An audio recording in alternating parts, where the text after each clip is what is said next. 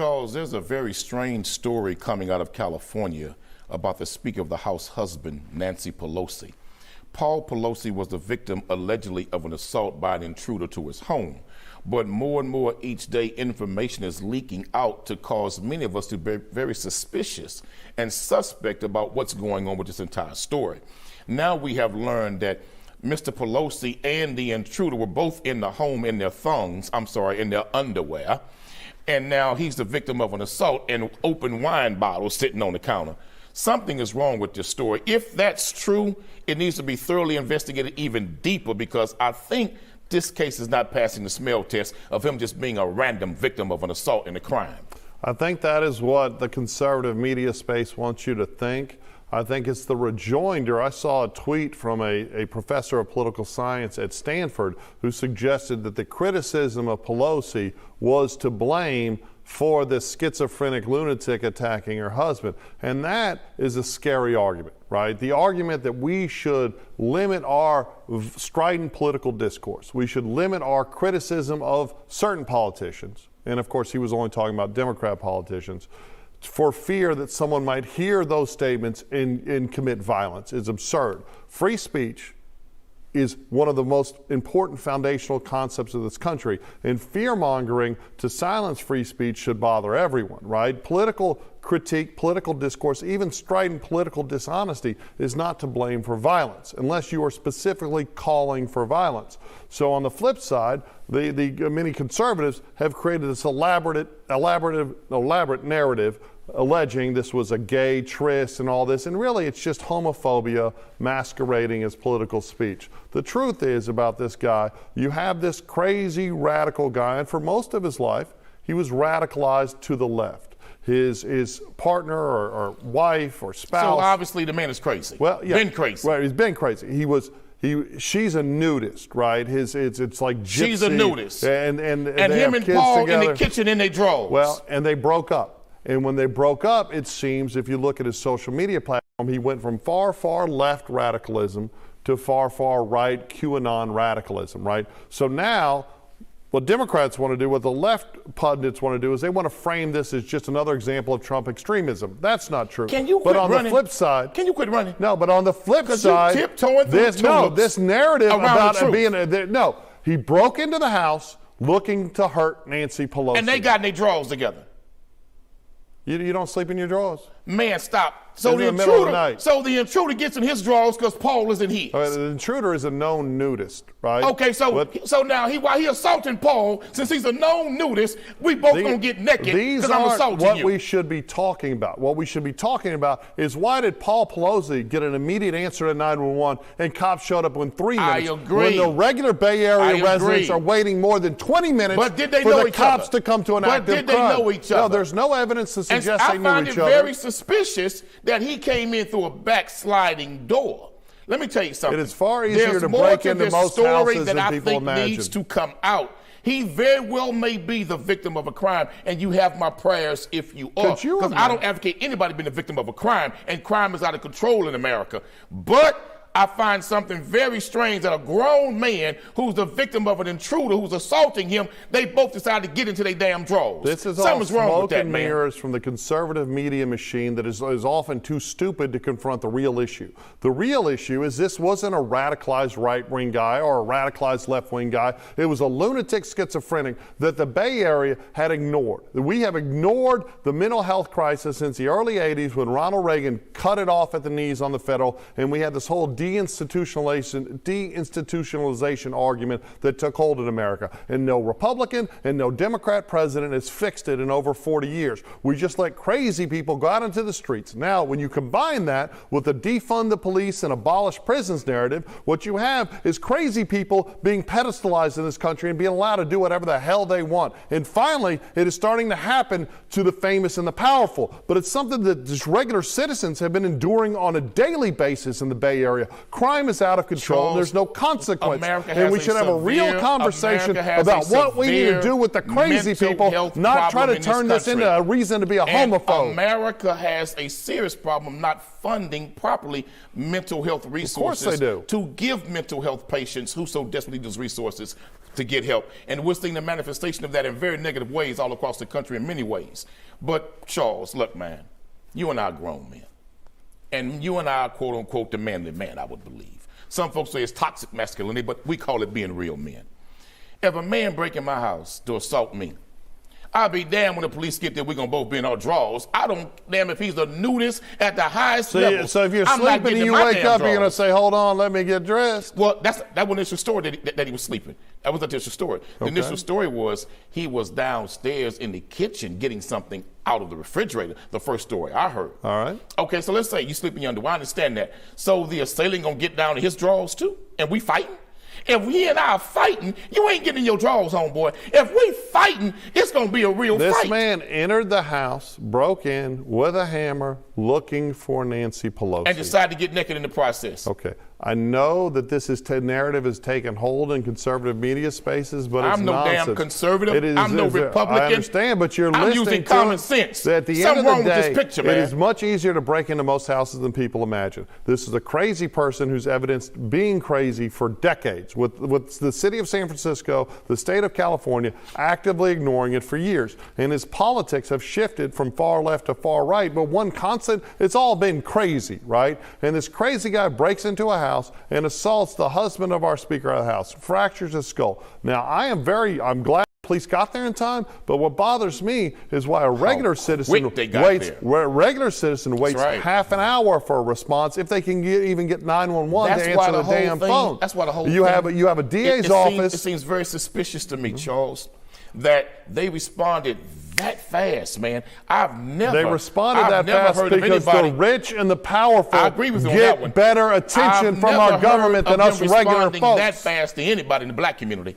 And we got some serious crime in the hood. And in fact, we got an abundance of cops in the hood. But yet they don't respond that fast to anybody black in the community who's the victim of a damn shooting, less known an assault. But that's why I'm saying to you, this needs to be a little more investigated, Charles. This is not passing the smell test. There's something else going on here, in my opinion, and something is wrong. Now, all of a sudden, he's yelling, "Where's Nancy? Where's Nancy?" to make it look as though he was there because he hates Nancy's politics. But from what you just said, this man's been hating everybody's politics for a long time. Very recently, he's adopted, but since he broke up with his spouse, he's adopted these very aggressive political stance. We've talked about it. We were just talking about it in the hallway about Kanye West adopting all these anti-Semitic positions very vocally after the dissolution of a family. The dissolution of a family and a loss of access to children has a tremendous impact on many men. Let me ask you a question about Kanye. And if you're already crazy, like Kanye and this guy, it's going to exacerbate the crazy. Let me ask you a question about Kanye. Yeah. Many are upset and angry in the Jewish community with things that Kanye has said. But what I find very suspicious and interesting, Charles, not one Jewish organization, based on what I have read, have called him a liar. Plenty have called him a liar. No, they've called him anti-Semitic. They've called him offensive. They've called him insulting. They've called him a bigot. So are you saying what he's saying is true? They have not called him a liar. I didn't say that. Well, I'm asking you. Let me finish. Okay. What I'm saying is that Kanye West has said, what he's saying now was said by Michael Jackson, was said by Prince, our two former late musicians who were worldly known and great artists. They even accused Aretha Franklin of being anti-Semitic. Do you realize that Nelson Mandela himself was accused of being anti-Semitic? Dr. Martin Luther King Jr. was accused of being anti-Semitic. So what I don't understand is, how can some of the most benevolent, God-loving, and human-loving human beings to ever be produced from the black community be called anti-Semitic? What I want to finally see happen is, if they are lying, expose them with the truth and let the world see the truth. Because often we in the black community, somebody may say something about us and we get offended because it's a non-black person saying it, but we don't focus on the truth of what they may be saying. We need to focus more on the truth of what's being said and not put the total focus on the messenger. And what is happening in this country is, I've said this before, just because the messenger doesn't look like you, if he criticizes legitimately something in your community, focus on the truthful critique and not the messenger. All right, I'm going to try to simplify this. What Kanye West did was he regurgitated, because he's gullible and a bit, he's a brilliant musician, but he's not a brilliant person. He's a bit dumb, and he's very gullible, and he's prone to kind of radicalized extremism because he has untreated mental health issues. And those were exacerbated by the loss of his wife, who publicly ran to the arms of another man, and the loss of access to his children. And I get that he was in crisis, right, in a very public crisis. But that doesn't justify subscribing to the virus that is anti-Semitism. That's a very similar virus to racism. And the math works this way, right? For the anti-Semitic and the racist, they look at the behavior that they disagree with of one person, whether they happen to be Jewish or black or Hispanic or even the bigot, they're white or whatever, and then they subscribe that behavior holistically to everyone. And the whole narrative of this Jewish cabal, that there's this tribe of people that are controlling all the wealth in America and defining stuff, which is what he was regurgitating, is clearly dishonest. And it's what Hitler used. So in Germany, in post-World War I Germany, there was an economic crisis in Germany that was downstream from the sanctions associated with the war and the loss of the war. And there are a lot of miserable people. You also had the global economic collapse of 1929. And what Hitler did was he said, well, we got to blame somebody, let's blame the Jews. And then he used that rhetoric to go after not just Jewish people, but black people and homosexuals, and killed millions of people. But it was obviously mostly focused on the Jewish people. Other people have used the lie of the cabal of Jewish people to holistically condemn people because it's easy. When someone's different, when someone looks different. Ever saw the text on Kyrie Irving? I think that all based on a documentary that he quote unquote shared on his social media platform. I think that everyone is losing their patience with anyone that is regurgitating, and you see this. And what's interesting I haven't watched the documentary, so I can't speak about it like that. What's interesting about anti-Semitism is it seems to be the one thing that the far left and the far right agree on.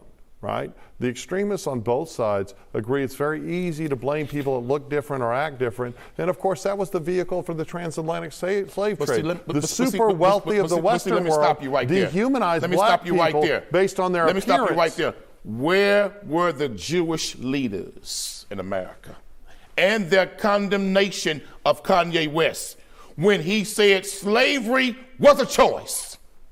Not one of them opened their mouth and condemned him when he said that slavery was a choice. No, wait. This isn't true. Let me finish. No, you're a damn liar now. No, you're Let me lying. finish. Adidas didn't drop Kanye West when he said slavery was a choice. None of those sponsors who are dropping him now dropped him when he said slavery was a choice. None of those sponsors who paid him hundreds of millions had anything to say to break off the relationship when he said slavery was a choice. But the minute he said something about the Jewish community that they didn't like and they found offensive, all of a sudden now he had to be punished.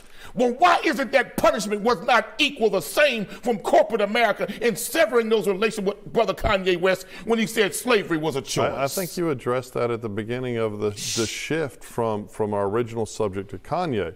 You talked about when people talk about their own people, the public reaction, and both intra to the community and inter-community is often much more muted than when you attack someone that you don't share the immutable characteristics with. Like if a Jewish person criticizes the Jewish community, if a white person criticizes the white community, it's much more palatable. But Kanye has been saying crazy things for a long time, and really, and I will say this very clearly, Kanye is a musical genius, right? A lot of rap music doesn't translate to live performances, and he is quite literally the Elvis of our generation. When he performs, he's an amazing talent, and he is absolutely a genius. But just because you're a genius in one thing doesn't mean you're a genius in other things.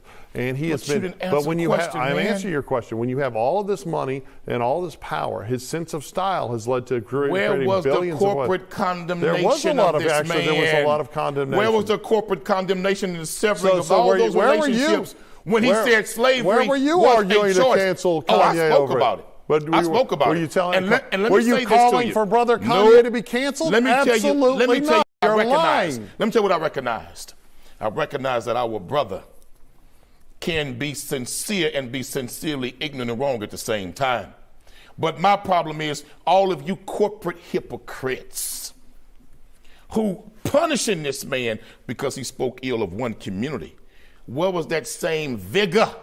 Where was that same energy when he insulted every black man and woman who are descendant of the transatlantic slave trade around the world when he said slavery was a choice? So those comments were absolutely disgusting. They hypocrites. That's why. And they suggest that he has a very limited knowledge of history. But what was the punishment from those corporate giants? I can't speak. I guess they chose dollars over everything. But that's what angers black people.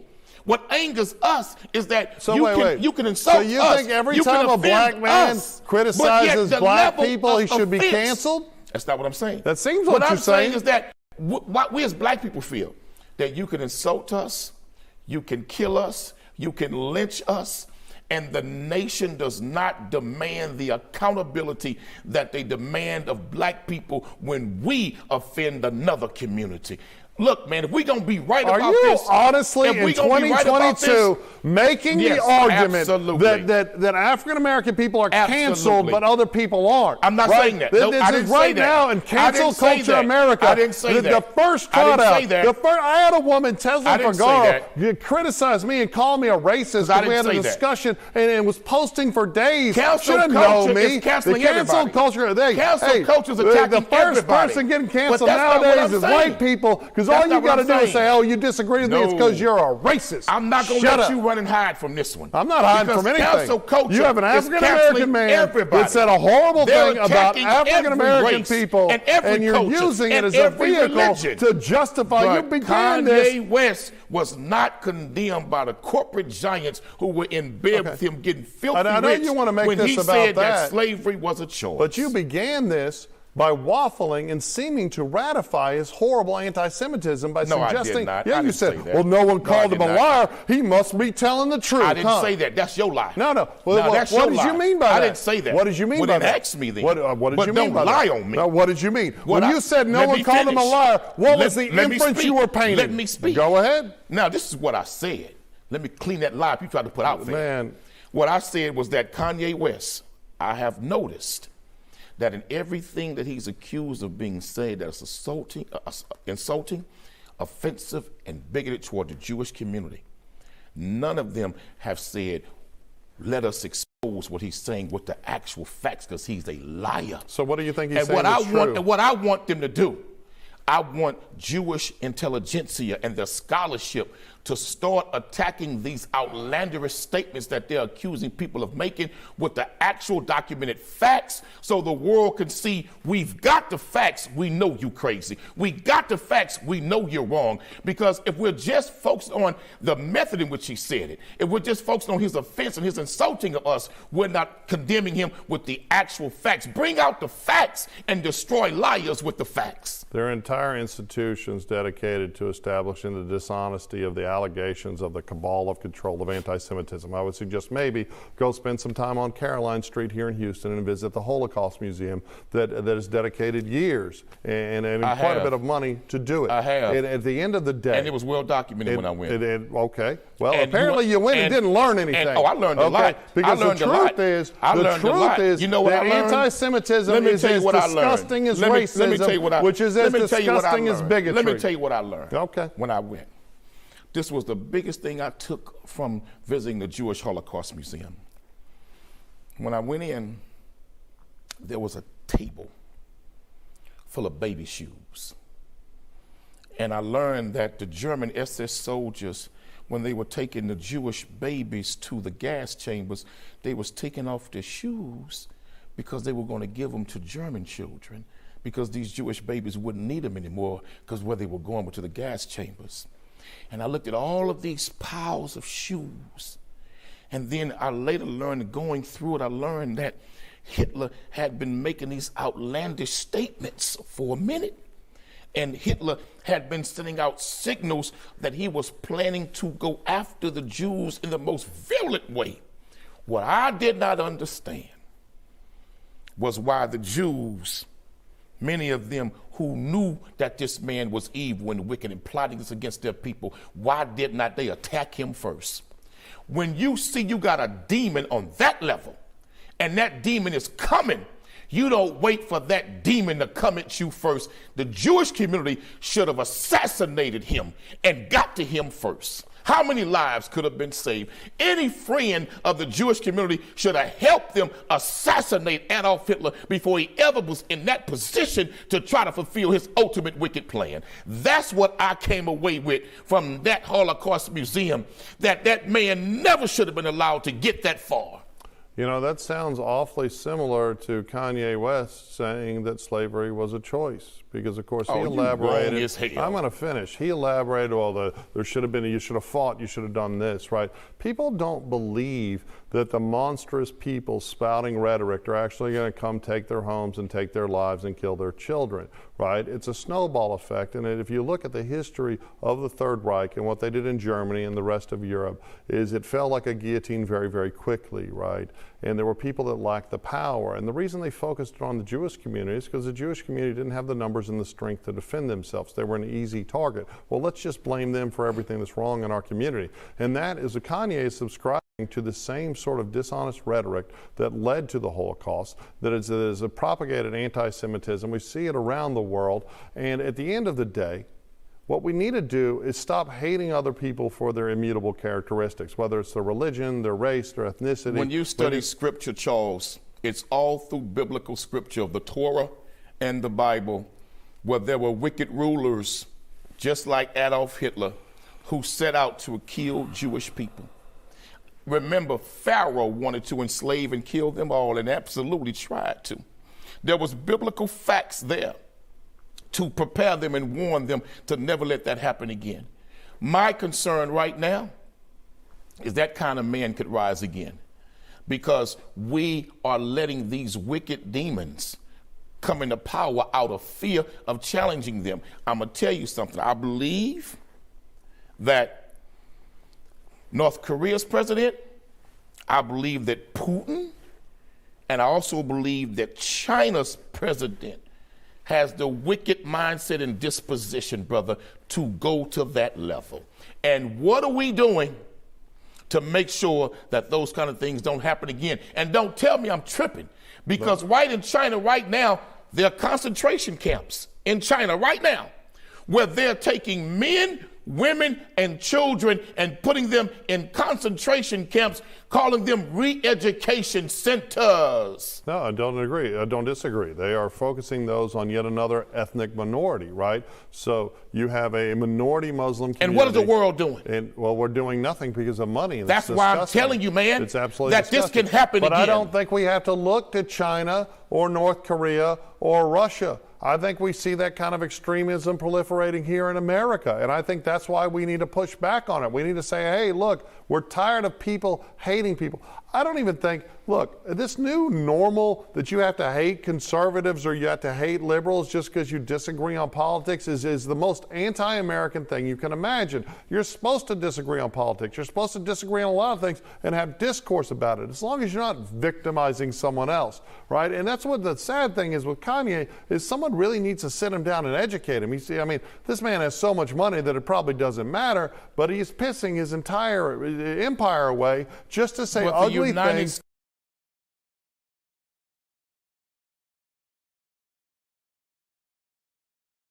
About government, holistically about Jewish people. The United States government helped Adolf Hitler come to power like he did. The United States government was complicit in allowing the Holocaust to take place. Let's talk about facts. They were warned with intelligence reports of what he was getting ready to do. They had received intelligence reports of what he was doing. And even when they found out that he was sending human beings to gas chambers, they found a convenient excuse still to not enter that war. And look, America's doing the same thing right now today with what is happening in China. Man, there are concentration camps over there right now in 2022. And because of China's most favored trade nation status and money, America's not willing to get involved. I mean, money is the root of all evil, and I don't disagree. I mean, what we have then, and we love to whitewash history, right? We love to remove all the horrible aspects, especially those that point inward. The Nazi Party was actually gaining popularity in America in the 30s. Well, right? Mr. Lindbergh and his friends. It literally was not until the attack on Pearl Harbor, where they killed Americans, where they went after Americans, that we were very isolationist. We were very, very much refusing to get involved in the war that was tumbling like dominoes across Europe. But it took attacking America to awaken the beast and to inspire the jingoism necessary for everyone to go line up. It was much like the attack on our World Trade Center that led to the misguided war in Iraq, that people react viscerally when they feel it at home. But no, you're absolutely right that we should have most certainly done more, but none of this goes to your earlier comment about why no one's calling his anti-Semitic comments dishonest. I didn't say dishonest, I said a lie. They're synonyms. Scores of people have called them lies, and we have built an entire platform. I have not seen that part. You can send it to me. I will send it to you, but we need to get away from racism. We need to get away from anti-Semitism. We need to start building tribes in America based not on skin color, not on religion, not even on politics, but on people that you can trust and that can trust you. The greatest fight in America is not racism anymore, Charles. What is it? The greatest fight in this country is not racism anymore. It's two things. Okay. Classism and the popularity of rugged individualism. That's what's destroying this country. So you're anti-rugged individualism? Classism and rugged individualism at all costs. So are you anti-individualism? Let me tell you what I'm anti. You a socialist now? No, let me tell you what I'm anti. Quanell's a socialist. We heard it right here on FaceOff. See, that's the problem. You want to label me. Okay. And that's what I don't like about people such as yourself. The minute a I thought it was just that I was white. The minute a black man has I'm an racist opinion now. that's not comfortable with you, you got to label me. The minute a black man says something that you may not understand or agree with, you got to label me. I know you want this to be about your race. Label me. No, let me say it's this. just about your doublespeak. That's basically America a soft way of you calling me a racist, America which is just ideological cowardice. America's always believed in helping thy neighbors. America's always believed in giving the American people the resources that they need to pull themselves up by their bootstraps and help build the country and make it great. America's always believed in my community. When somebody was sick, we would take food to them. If the husband lost his job, then the women would make a little donation with food and little resources to the family. We always believed in helping one another. The church was strong in helping needy families then. It was not a philanthropic money-making industry like it has become. That's the rugged individual I'm talking about, man. Classism is a secret war in America nobody wants to talk about. Because, brother, let me tell you something. When you got 5% of the American population controlling 95% of America's far wealth, less than that. The post-monetary control our government. That's and by scary. post-monetary, I mean people brother. that have so much money. That's frightening, brother. People that have so much money that they don't have to worry about anything. This intergenerational wealth that the tax man never takes. They take wage earners, people that get up every day to make a living and pay wage taxes like the two of us. You are paying about half of your income to the government. The post-monetary pay less than 1%. Even when they make money, they trade it structured as capital gains, so they never have to pay the income tax that we pay. And you're right, the classism is scary, but more importantly, it's the post-monetary's control of both parties, of our duopoly, of our government, is destroying us. And of course, when you talk about when somebody's sick, our healthcare system is broken to only favor the wealthy. We don't need purely socialized medicine, but we need medicine available for all, and then allow other people to pay for better medicine. Don't need but these are all topics. We don't believe. I want to return to. But we don't need medicine. I have my position on you is based on your skin color, which is absurd. That's the American problem. I am responding to your attack on individualism by talking about what are you a fan of socialism. It has nothing to do with the color of your skin. It has everything to do with the crap you're spewing out of your mouth, right? And by saying it's the color of your skin, you're just calling me a racist to try to shut me up. And that's just a cowardly way to shut up a white guy is by calling him a racist. But I don't believe that we should have a social structure that makes people believe that you don't have to work and earn for what you deserve and what you desire. That's the problem with a socialist structure that I don't like. We got to do better in America, man, because we're going backward, not forward, brother. I'm all about individual liberty and individualism. I do agree that we should be helping each other, and we should have structures in our society that allow people an avenue to get ahead, and that's the problem. And we should talk about welfare, reforming that, the corporate welfare. Let's do that next. Because corporate welfare is real. Yes, sir.